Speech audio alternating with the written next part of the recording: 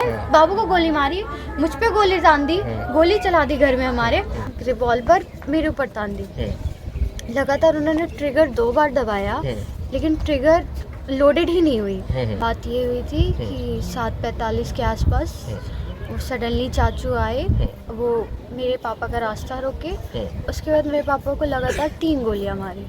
उसके बाद उनको उठा के फेंक दिया गया नहर में, क्योंकि इस हिसाब से तो ये पता चलता है कि ये चीज़ एक लोगों का तो किया धरा है नहीं। कोई भी इंसान इतना मास्टरमाइंड नहीं होता कि उसको पता होगा कौन सा इंसान कब कितने बजे दुकान से निकलेगा, कितने बजे पहुंचेगा। कहीं ना कहीं ये किसी ना किसी की साजिश तो मिलाप है। इसमें और भी लोग लग रहे हैं, ऑब्वियस सी बात है। प्लस कोई भी इंसान अगर कोई घायल होता है तो उसके अंदर इतनी क्षमता नहीं होती कि वो उठा के मेरे पापा को नहर में फेंक सकता अकेले, इतना किसी के दम नहीं होता। तो ऑब्वियस सी बात है, यहाँ पे तो साफ होता है कि मिले तो हैं लोग। उसके बाद वो सडनली 5 मिनट बाद हमारे घर पहुँचे। घर पहुँचने के बाद गन निकाला, फायरिंग की। तब तक ले मेरे भाई को जब ये चीज़ देखा उसने गेट लॉक कर दिया। उतने में मेरे दादू बाहर आए तो पूछने लगे क्या बात है। तो मेरे चाचा अजय कुमार यादव बोल रहे हैं एक जने मार दे, अब तहारबारी है। लगातार मेरे बाबू को 3 गोलियां मारी, उनकी वहीं पे डेथ हो गई। उसके बाद उन्होंने 3 गोलियां हमारे गांव के प्रधान जी हैं राम जी, उन पे चलाई। वो बच निकले वो। उसके बाद उधर से उसके बाद वो हमारे जो गेट का पॉइंट है इस वीडियो से जिससे हम शो करते हैं कि हाँ कौन आया है कौन नहीं, वहाँ से उन्होंने रिवॉल्वर मेरे ऊपर तान दी। लगातार उन्होंने ट्रिगर 2 बार दबाया, लेकिन ट्रिगर लोडेड ही नहीं हुई, बुलेट लोडेड ही नहीं हुई। इस वजह से हम बच गए। उस वजह से हमें समझ में आया कि हमें यहाँ से भागना पड़ेगा, तो हम पूरी फैमिली को लेके अंदर भागे। तब तक ले उन्होंने गोली चला दी और उसका निशान डायरेक्ट मेरे घर के गेट पे लगा हुआ है, मेरे घर की दीवार पे। उसके बाद मैंने किसी तरह तो हम सब बचे। उसके बाद हम छत पे चले गए। हम छत पे जब गए तो उसको इतना भी दरेग नहीं लगा। सबको मारने के बाद खुश होके गाड़ी पे स्टंट जैसे बाजी नहीं होते लोग, आजकल ट्रेलर चल रहा है, वो गाड़ी पे खड़ा होके गाली देते हुए जा रहा है, जिसका जो बिगाड़ना बिगाड़ लो, कोई कुछ मेरा बिगाड़ नहीं सकता। विवाद किस बात का था बिटिया? विवाद ये था कि मेरे पापा ने खुद के कमाई से 10 फीट जमीन अपने नाम पे ले ली थी, अपनी वाइफ के नाम पे, बस यही चीज़ है। तो उनको ये बात दिक्कत है कि वो जो 10 फीट की ज़मीन है 10 फुट की, वो उन मम्मी के नाम ना हो के अजय कुमार यादव के नाम हो जाए।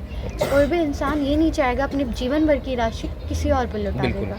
और बात रही उनको लगता है कि ये घर का बंटवारा है, तो ये बता दूं मैं भी घर का बंटवारा हुआ ही नहीं था। जब 2 लोग साथ में रह के खुश, जैसे एक मैदान में 2 तलवारें नहीं रह सकती, उसी तरह एक घर में 2 इंसान अलग अलग सोचकर नहीं रह सकते। तो उस हिसाब से पापा वहाँ से शिफ्ट हो गए इधर और उधर करो।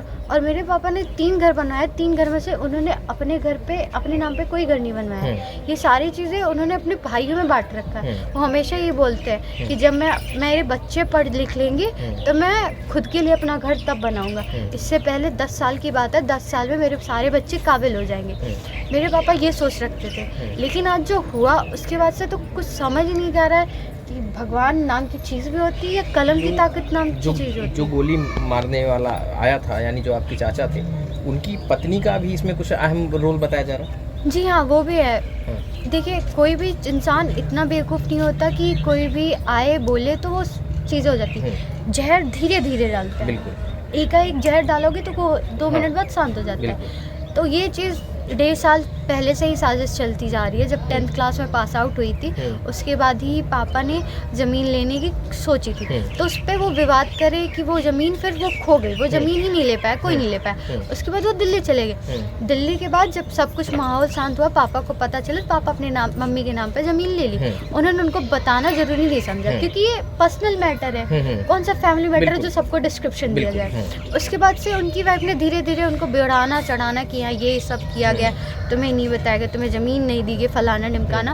और उनकी वाइफ ही बोलती रहती हैं हमेशा, जब भी वो आते हैं वो 1.5 साल से आके हमें गाली गलौज देते हैं, हमें मारने की धमकी देते हैं। हमारे पिता ने हमें इतने अच्छे संस्कार दिए हैं कि आज तक इतना गाली गलौज खाने के बाद भी हमने उन्हें चाचा कहकर ही बुलाया, कभी उनके नाम से नहीं बुलाया। बताया जा रहा है कि जो गोली चलाया है उसकी पत्नी उस दिन यहाँ सुबह आई थी और अनाज को लेकर कोई विवाद हुआ? हाँ, बात ये हुई है, देखिए फसल नई उगी है, उससे पहले पुराने गेहूँ, 1 साल पहले जो गेहूँ उगे थे, तो क्या हुआ, फिलहाल अभी 14 फरवरी को मेरे भाई की शादी थी, तो मेरे भाई की शादी थी प्लस मेरे पापा की थोड़ी तबीयत खास ठीक नहीं है, उसी वजह से प्रेशर इतना हुआ कि 20-25 लाख उसमें खर्च हो गए। जब खर्च हो गए तो मेरे पापा के पॉकेट में एक भी पैसे नहीं थे कि वो खेती बाड़ी कर चुके। तो उस वक्त दादू को ये सूझा कि वो गेहूं बेच देते हैं, नया गेहूं आएगा तो हो जाएगा काम। तो वो पुराना गेहूं जाके वो बेच दिए, पुराने गेहूं के बदले जो पैसा मिला वो अपना खेती में लगाना शुरू कर दिए। उसी बात से वो शाम को हम पूरी फैमिली तक को भी नहीं पता था गेहूं का कोई विवाद हुआ है। वो आई, वो उनसे बोले कि हमें गेहूं चाहिए, तो फिर बाबू बोले कि पुराना गेहूं नहीं है, नया गेहूं लेना, तो वो रखा जाओ ले लो।